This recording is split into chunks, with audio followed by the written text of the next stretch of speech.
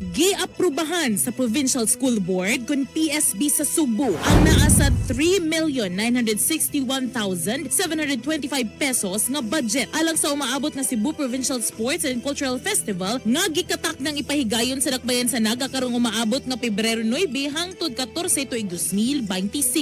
Ang maong budget request gipirmahan ni Governor Gwen Garcia kinsa chair sa PSB. Nasayran nga ang maong budget request giandam ni Dr. Sanen Pauline usa ka Provincial School Division Superintendent sa Cebu sa gipahigayon nga PSB meeting sa Kapitolyo ni atong Martes, Enero 28. Subay niini ang maong kantidad gitagana alang sa mga pagkaon, lakip na ang mga uniforme sa di mo minus 1,410 ka mga miyembro sa management of working committees sa umaabot nga event.